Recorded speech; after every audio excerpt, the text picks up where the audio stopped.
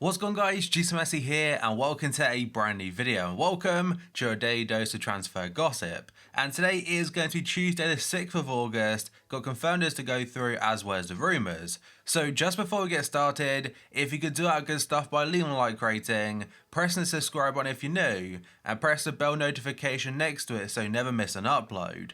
Yes, there's episode will be down below in the description box, and current schedule every day at 8 AM UK time, it's a new transfer episode. And finally, in the comment section below, with the transfer window closing for Premier League sides very soon now, what team do you think has improved the most? Right, let's get started, and the very first player today is going to be Simon Mignolet. He's gone back to Belgium and left Liverpool, and the club he's joined is Club Bruges. It's a £6.4 million fee rising to 8.2 after bonuses, and he's on a 5-year contract. Uribe has joined FC Porto from Club America in Mexico. That's a €9 million fee. Pavon's move from Boca Juniors to LA Galaxy has become ever closer now after the Argentina international has been pictured holding the LA Galaxy shirt in Los Angeles.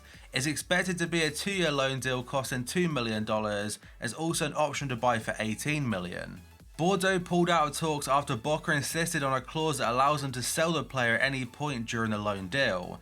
LA Galaxy have agreed to this, so despite him going on loan with the option to buy to the MLS side, Boca could sell him elsewhere. Harry Maguire's move from Leicester City to Man United has been confirmed now. It's a fee in the region of £18 million that makes him the most expensive defender of all time.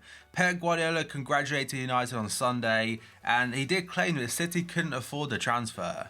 And this might have a bit of a domino effect in the market now, because Leicester need to replace him or might try and replace him, and because of that, teams can ask for a larger fee because they know how much Leicester have received.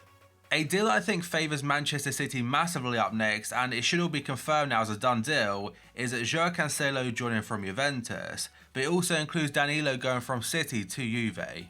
It's expected to be completed on Monday, so for you guys on Tuesday watching the video, it should be a done deal again, and it's said to be a swap deal with City offering Danilo and €30 million. For me, again, I think that's really one-sided to City. Danilo can be a decent backup right back, but he's nowhere near as good as Cancelo. For FIFA 20, it'll be a very good right back to have in Premier League sides, and you would imagine the go-to option. Just unfortunately, the hyperlink to Ronaldo isn't going to be there anymore. And next up, apparently according to the Times and pretty much every outlet, Liverpool have moved quickly to replace Mignolet, and they're replacing him with former West Ham goalkeeper Adrian. The Spaniard played 150 times for the Hammers, but is currently without a club after his contract expired. He was set to go back to Spain, but now instead will go to Liverpool and will become Alisson Becker's backup.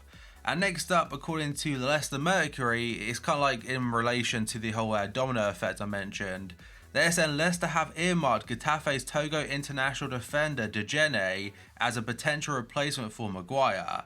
They don't mention how much it would cost them, but he's probably seen as a cheaper alternative to the other options, because Sky is saying that they were interested in Nathan Ake from Bournemouth, but Bournemouth have asked for £75 million plus. Yes, you've got to think Nathan Ake is not worth anywhere near that, but the reason that Bournemouth can ask for that type of fee, again, they know that Leicester received an £18 million fee for Maguire. And bear in mind, Nathan Ake is Bournemouth's main defender, and with just 2 days left of the transfer window to replace him, it wouldn't be great business for them. I mean, yes, they will receive 75 mil, so from that point it is good business, but potentially risking relegation because of it, that's the viewpoint I'm going from. And Leicester are also linked to Tarkowski from Burnley, who could cost upwards of 40 mil.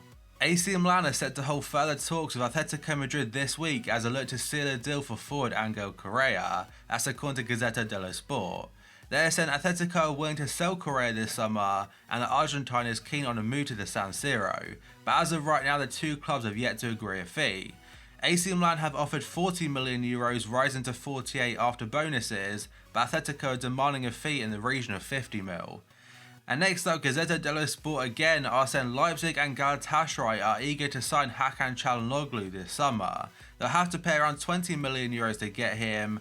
AC Milan are willing to let the Turkish international leave this summer, and he joined the club 2 years ago. He was into Leipzig back in January, but nothing really materialised, and now a potential deal could happen. And now moving on according to the Times, They're saying Manchester United have rejected an offer for Paul Pogba from Real Madrid, which involved a swap deal with James Rodriguez. Los Blancos reportedly offered £27.4 million plus the Colombian international, but United is still demanding a package worth €150 million. And considering the fees going about for James Rodriguez at about €40 million, that offer is really low, like 60 to 70 mil. Of course they're not going to accept that. The Daily Record are saying Tottenham have reached an agreement to sign Giovanni Lo Celso from Real Betis in a deal worth £55 million.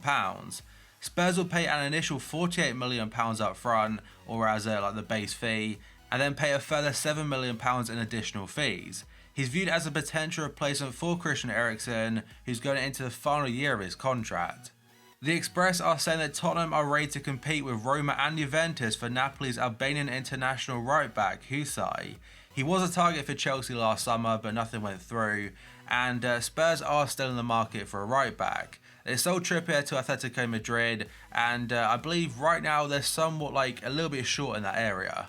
Off the top of my head, they have still got Serge Aurier who can play there, and I think Foyth can as well.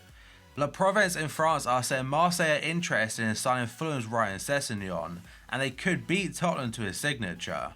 But reports from England are still suggesting that Spurs are still favourites, and they're willing to offer academy graduate Josh Onoma, sorry I said his name wrong, as part of the deal.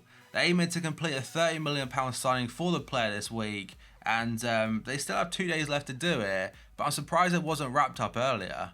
And now we have some huge news from Sunday night, and I know you guys probably know by Tuesday, just like updating you on the situation. But pretty much every outlet is saying Manchester United have backed out of a deal to sign Juventus forward Paulo Dybala. Old Trafford bosses weren't really convinced by Dybala's desire to leave Juventus, and also his desire to join Manchester United. On top of that, there were stumbling blocks because of the wage demands and whatnot, but this deal could mean Lukaku to Juventus. At this point in time, it looks like it's completely off. And then we have a bit of a strange story from Corriere dello Sport, and the reason for that I'll mention in just a second. But they're saying Paris Saint-Germain are interested in signing Dybala after the Juventus forward's move to Manchester United collapsed. Now the reason I'm saying it's a bit confusing is because this next part, it doesn't really add up to what you've heard before. So they're saying the 25-year-old is upset his move to Old Trafford fell through and still wants to leave Turin. Now, that part, that's what I don't really get, because apparently his desire to leave Juventus, it wasn't really there anyway. They do mention that he's very frustrated about the limited amount of game time he's had since Cristiano Ronaldo arrived, and alongside Paris, a transfer to Inter is apparently also on the cards.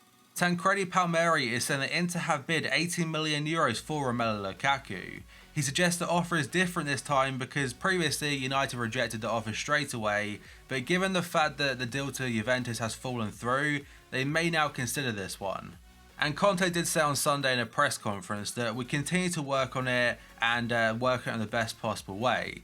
So Inter is still trying to sign the Belgian international, and realistically that was his preferred destination when the window opened. And AS are saying that Sporting are expecting a new offer from Manchester United for midfielder Bruno Fernandes. Both United and Tottenham have shown interest in Fernandes, but neither side have matched Sporting's €17 million asking price. Sporting have even offered the midfielder out to other European clubs, including Real Madrid, in an attempt to force the Premier League duo into action. If United are still in the market for a creative midfielder, you would imagine the Sporting man is a great option, though reports in England do suggest that the Portuguese international, he's very unlikely to go to United. And now we have yet another update about Neymar's situation at Paris Saint-Germain, and obviously it's clear he's not very happy there. But Goal.com are saying Barca have ruled out re-signing the Paris Saint-Germain forward Neymar this summer. The club president has suggested the Spanish champions may make other signings, but Neymar's deal, it looks very uncertain at this point in time. Obviously that could change because they have until the end of the month to complete a deal, but after the signing of Junior Firpo, other arrivals could come in. They're also expected to sell a couple of midfielders. Nainggolan's return to Cagliari from Inter has been confirmed now. It's not a permanent basis, it's just a season-long loan. And it's the homeland of his wife who recently revealed she has cancer. So it proves that the decision itself was bigger than football, and I wish her a full and speedy recovery.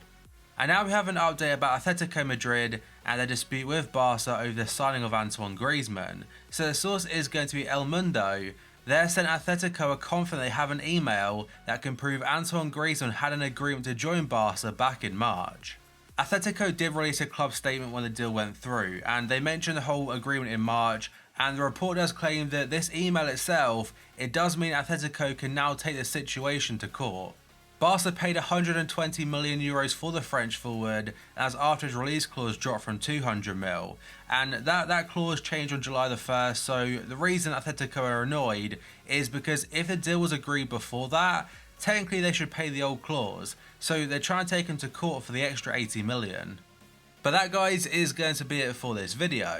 So if you could do that good stuff by leaving a like rating, pressing the subscribe button if you're new, and pressing the bell notification next to it so you never miss an upload. Yes, this episode will be down below in the description box, and current schedule every day at 8 AM UK time is a new transfer upload. So thank you for watching this video, and I'll see you next time.